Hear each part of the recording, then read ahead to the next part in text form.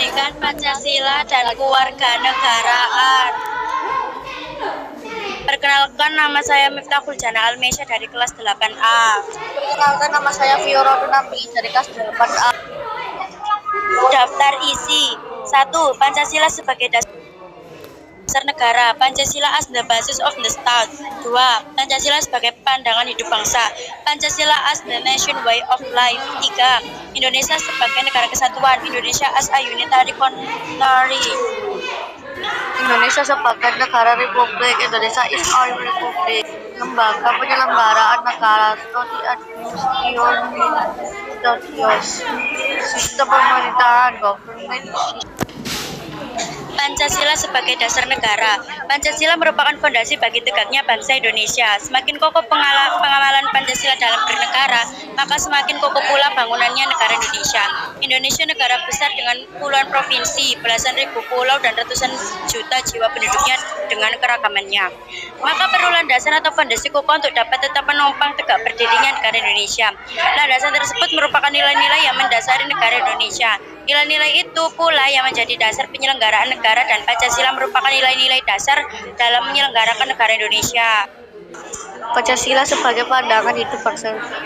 Pancasila bagi negara dan bangsa Indonesia. Pancasila merupakan kristalisasi dari pengalaman hidup dalam sejarah panjang bangsa Indonesia yang telah membentuk karakter, perilaku, etika, tata nilai, dan norma yang telah membentuk menjadi pandangan hidup bangsa. Pandangan hidup sendiri adalah suatu wawasan menyeluruh terhadap kehidupan yang terdiri dari kesatuan rangkaian dari nilai-nilai luhur. Artinya Pancasila merupakan nilai-nilai dasar dari luhur bangsa Indonesia yang menjadi acuan dalam kehidupan bangsa dan negara. Indonesia sebagai negara kesatuan. Soekarno berpendapat bentuk negara kesatuan merupakan pilihan paling tepat untuk Indonesia. Namun berbeda dengan Muhammad Hatta. Hatta berpandangan justru bentuk negara federal yang lebih cocok bagi Indonesia. Pada akhirnya para tokoh bangsa bersepakat memilih bentuk negara kesatuan. Namun dalam perjalanannya bentuk negara Indonesia berubah menjadi serikat atau federal sebagai konsekuensi konversi meja bundar atau EKMB. Maka terbentuklah Republik Indonesia Serikat dengan Soekarno sebagai presiden sementara Muhammad Hatta sebagai perdana menteri. Indonesia sebagai negara republik. Sebelum terbentuk negara Republik Indonesia, Nusantara ini berupa kerajaan-kerajaan dan masa sebelumnya kerajaan-kerajaan Hindu Buddha. Kerajaan-kerajaan tersebut mengambil bentuk pemerintahan monarki, suksesi atau pergantian kepemimpinan dilakukan turun-temurun dari sekian anak raja atau sultan dipilih yang terbaik untuk menggantikan raja atau sultan ketika sudah meninggal.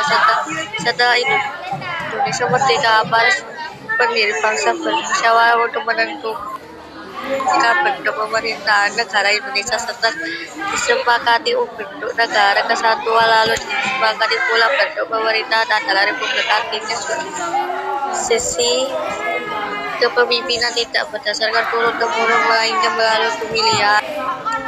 Lembaga penyelenggara negara. Ada lembaga penyelenggaraan negara yang menjalankan tugas pokok dan fungsi atau tupoksi sesuai undang-undang. Jika di sekolahnya ada lembaga eksekutif dan legislatif, maka dalam konteks negara ada tambahan satu lagi, yaitu lembaga yudikatif. Dalam perjalanan sejak kemerdekaan begitu Indonesia yang pernah dipimpin oleh pemerintah yang berlangsung cukup lama.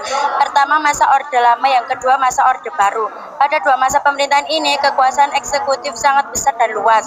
Lembaga legislatif dan yudikatif kurang menjalankan tupoksi sebagaimana mestinya.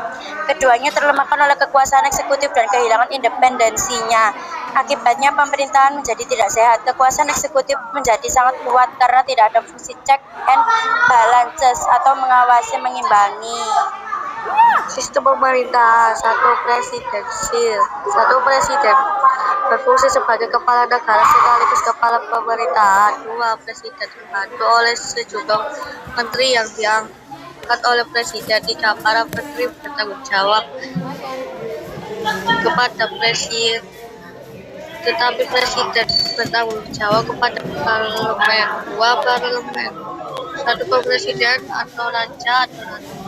sebagai Kepala Negara, sementara Perdana Menteri berfungsi sebagai Kepala Pemerintahan. 2. Perdana Menteri memimpin para menteri dalam menjalankan tugas pemerintahan. 3. Perdana Menteri dan kabinetnya bertanggung jawab pada parlemen.